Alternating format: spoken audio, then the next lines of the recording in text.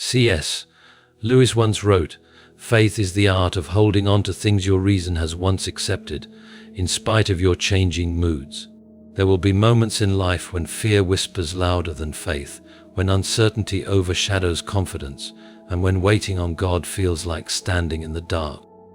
But Psalm 27 is not a psalm of despair, it is a psalm of unshakable trust, a call to transform the way we believe. David begins with a bold declaration, "The Lord is my light and my salvation, whom shall I fear?" These words are not spoken from a place of ease, but from the battlefield of faith. He does not deny the presence of trouble, but he refuses to let trouble define him. His confidence is not in his own strength, not in the absence of enemies, but in the unchanging presence of God. Faith is not the absence of fear, it is the decision to trust God more than our fears. It is in the waiting, in the unanswered prayers, in the moments of delay that faith is forged. The world teaches us to rush, to demand quick answers, to measure success by speed. But God teaches us that waiting is not wasted. Wait for the Lord, be strong and take heart and wait for the Lord. This is the faith that transforms, a faith that does not crumble in trials but grows stronger because of them. A faith that sees beyond the storm, beyond the waiting, beyond the fear, and says, "I will see the goodness of the Lord in the land of the living." And that kind of faith changes everything. C.S. Lewis once said, "Courage, dear heart." These three simple words capture the very essence of faith in the midst of fear. Faith is not a feeling, nor is it an escape from the struggles of life. It is a choice, a firm resolution to trust in God even when everything around us shakes. Psalm 27:1 declares, "The Lord is my light and my salvation, whom shall I fear? The Lord is the stronghold of my life, of whom shall I be afraid?" These words are not spoken from a place of ease, but from a heart that has faced darkness and chosen to believe in the unshakable light of God. There is a common misconception that faith and fear cannot coexist. Some believe that if fear is present, faith must be absent. But this is not true.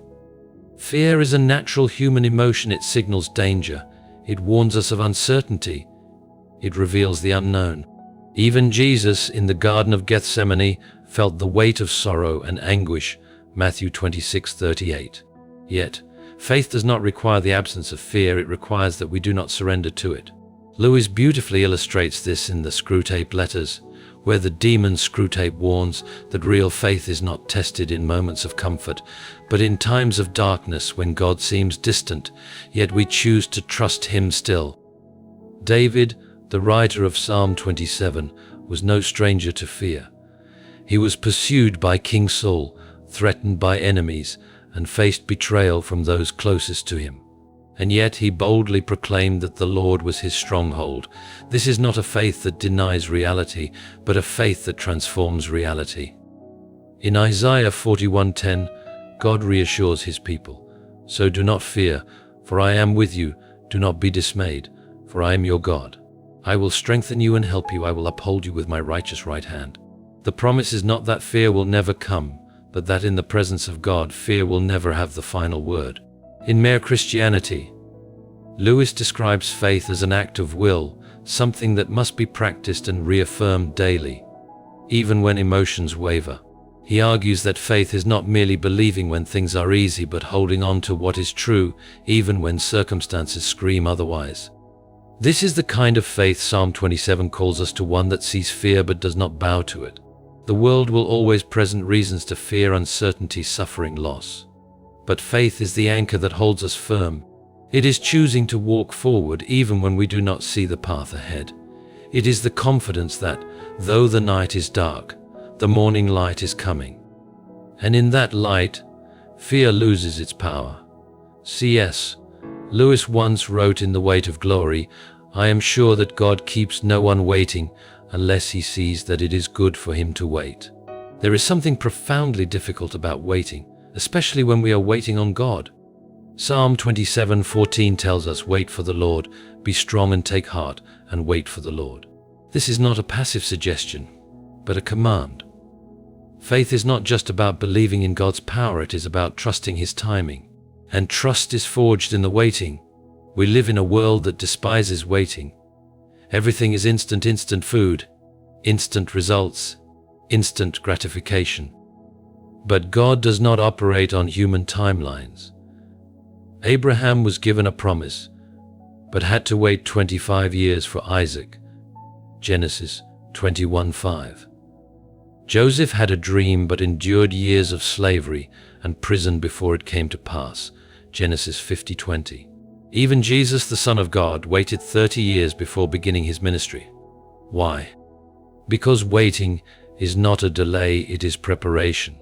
C.S. Lewis explains in Mere Christianity that faith is not just believing in God when things are clear, but continuing to trust Him when everything is uncertain. The waiting period is where faith is truly tested.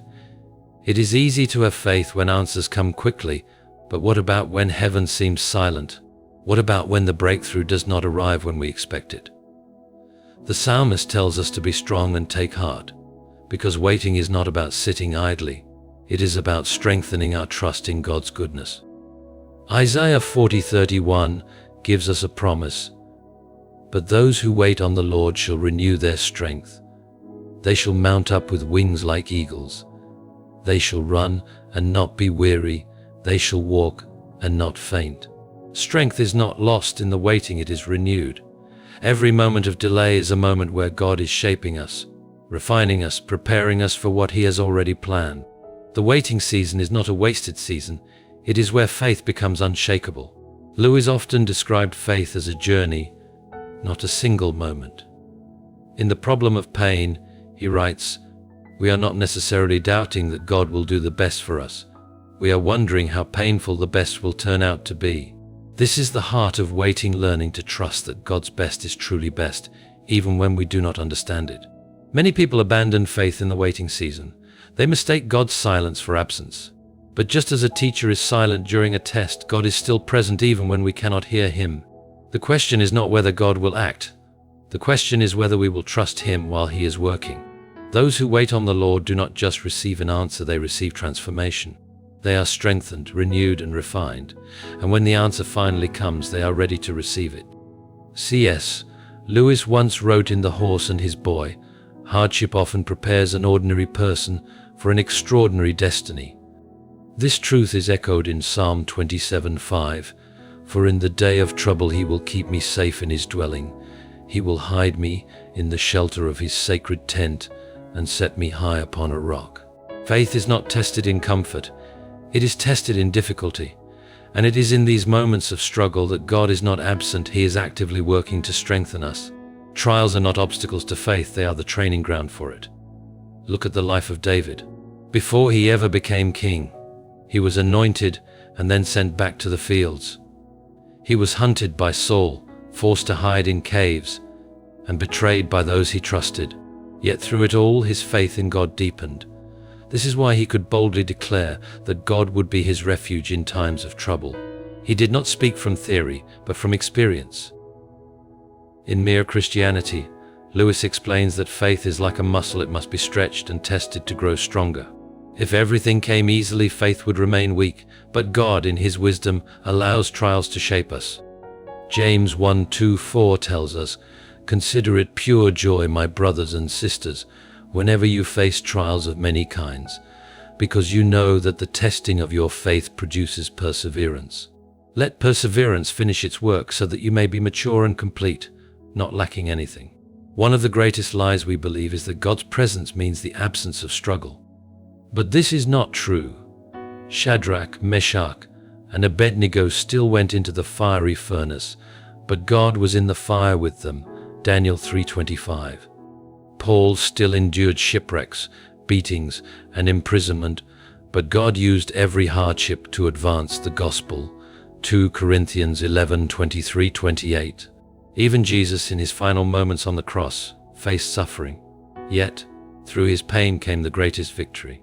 Lewis captures this reality in The Problem of Pain, where he writes, "God whispers to us in our pleasures, speaks in our conscience, but shouts in our pains. It is his megaphone to rouse a deaf world." Pain has a way of stripping away all that is temporary and forcing us to rely fully on God. When we go through trials, we have two choices. We can allow them to shake our faith, or we can allow them to strengthen it. Psalm 34:17-18 reassures us, "The righteous cry out, and the Lord hears them. He delivers them from all their troubles." The Lord is close to the brokenhearted and saves those who are crushed in spirit. This is the promise of Psalm 27. God does not leave us in our struggles. He shelters us, refines us, and ultimately sets us high upon a rock. And when we emerge from the trial, we are not the same. We are stronger, wiser, and more deeply rooted in faith. C.S.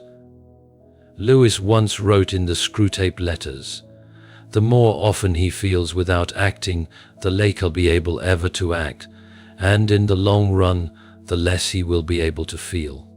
Faith is not merely about what we believe, it is about how we live. Psalm 27:8 says, "My heart says of you, seek his face. Your face, Lord, I will seek." Faith is not passive, it demands action. It requires pursuit, a deliberate turning of our hearts toward God, not just in words, but in how we live every single day. Many people mistake faith for a one-time decision, a moment of belief, a prayer spoken, a commitment made. But true faith is not a moment, it is a movement. Seeking God is an ongoing process. It is rising every day with a hunger to know Him more, to walk in His presence, to align our lives with His will. Psalm 63:1 expresses this desire. "You, God, are my God. Earnestly I seek you. I thirst for you. My whole being longs for you, in a dry and parched land where there is no water." The greatest tragedy is not when people lose their faith, it is when they neglect to seek God daily and allow their faith to wither. C.S. Lewis warns in Mere Christianity that faith is like a habit, it must be cultivated. If we do not deliberately choose to seek God, we will naturally drift away. Jesus himself gave the invitation in Matthew 7:7, "Ask and it will be given to you, seek and you will find, knock and the door will be open to you." Seeking is an active pursuit, a relentless hunger to draw closer to Him. The danger of complacency is that it leads to spiritual stagnation. When we stop seeking, we become comfortable with distance. We settle for a shallow faith, one that is weak in the face of trials. This is why David's words in Psalm 27:8 are so powerful. His heart urges him to seek the Lord. Faith is not just about avoiding sin, it is about pursuing God. It is about waking up each morning and saying, "Lord, I will seek you today." Lewis illustrates this in The Great Divorce, where he contrasts two types of people, those who long for God and those who choose to remain in their own illusions. One group moves toward the light, while the other remains in shadows of their own making. The difference is not in their knowledge of God, but in their pursuit of Him. Seeking God is what keeps faith alive. Psalm 42:1-2 says, "As the deer pants for streams of water, so my soul pants for you, my God. My soul thirsts for God, for the living God. When can I go and meet with God?" This is the kind of faith that transforms lives, not one that is content with knowing about God, but one that relentlessly seeks to know Him personally. True faith is not just belief, it is pursuit. It is the continual decision every day to seek His face, to walk in His presence, and to never grow weary in the pursuit of the one who first pursued us. C.S. Lewis once wrote in The Weight of Glory, "There are far, far better things ahead than any we leave behind." This is the essence of Psalm 27:13. "I remain confident of this. I will see the goodness of the Lord in the land of the living." Faith is not just about believing in God, it is about believing in His goodness, even when life gives us every reason to doubt. It is about holding on to hope, knowing that His plans for us are greater than anything we could imagine. Life often tempts us to focus on what is going wrong. We see pain, disappointment, and setbacks, and we begin to wonder if God is really for us. But Psalm 84:11 reminds us, "For the Lord God is a sun and shield. The Lord bestows favor and honor. No good thing does He withhold from those whose walk is blameless." Faith is not just about enduring hard times, it is about expecting God's goodness, even in the midst of them. C.S. Lewis explains in Mere Christianity that hope is one of the greatest virtues, but it is also one of the hardest to maintain. It requires us to trust that what is unseen is more real than what is seen. This is why the psalmist declares confidence not in himself, but in the unshakable nature of God's goodness. Even when circumstances are difficult, even when the road ahead is unclear, faith chooses to expect God's favor. We see this truth throughout Scripture. Joseph, after years of suffering, was able to say in Genesis 50:20, "You intended to harm me, but God intended it for good." Job, after losing everything, declared in Job 19:25, "I know that my Redeemer lives."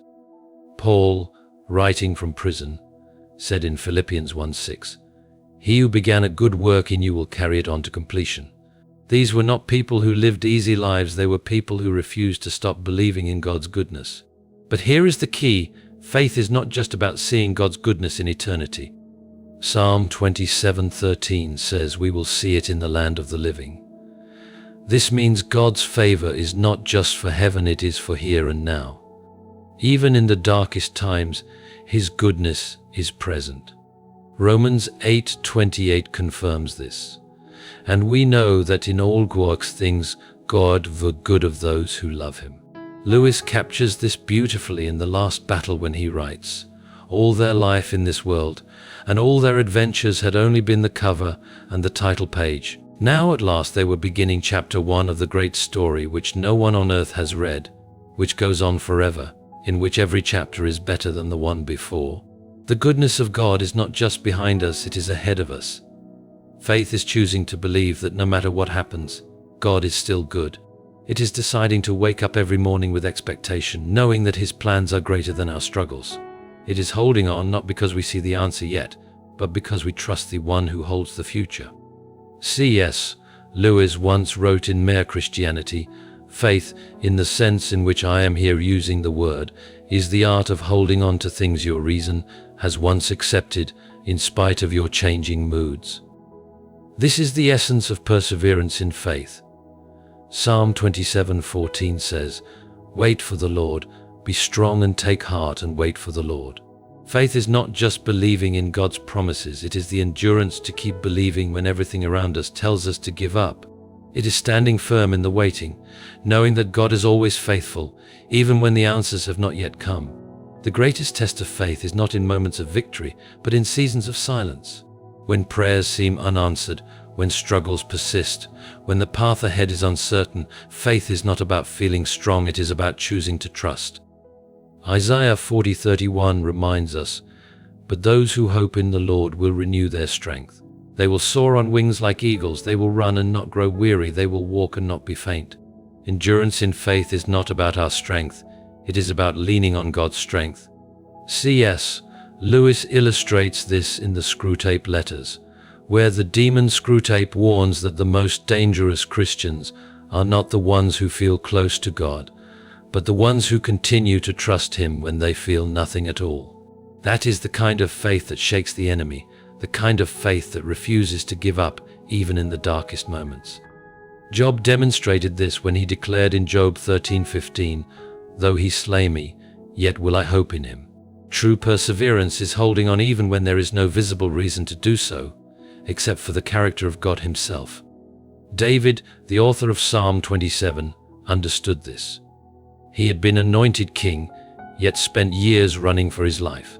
He had seen God's favor, yet endured betrayal, loss, and deep suffering. And still he wrote, "Wait for the Lord, be strong and take heart." This kind of endurance is what the Apostle Paul speaks of in Romans 5:3-4. "Not only so, but we also glory in our sufferings, because we know that suffering produces perseverance, perseverance, character, and character, hope." Faith that lasts is faith that is tested. Lewis captures this in The Problem of Pain, writing, "We can ignore even pleasure, but pain insists upon being attended to. God whispers to us in our pleasures, speaks in our conscience, but shouts in our pains. It is His megaphone to rouse a deaf world. It is in the waiting, in the struggle, in the long nights of prayer, that our faith is refined." Psalm 37:7 encourages, "Be still before the Lord and wait patiently for Him." Perseverance is not just about patience, it is about trust. It is about believing that even when we do not see the way, God is still working. It is about choosing faith over fear, hope over doubt, and trust over despair. And in the end, as Psalm 126:5 declares, "Those who sow with sorrow will reap with songs of joy." If this message has strengthened your faith, make sure to like, subscribe and share this with someone who needs encouragement today. Stay strong and keep believing your breakthrough is coming.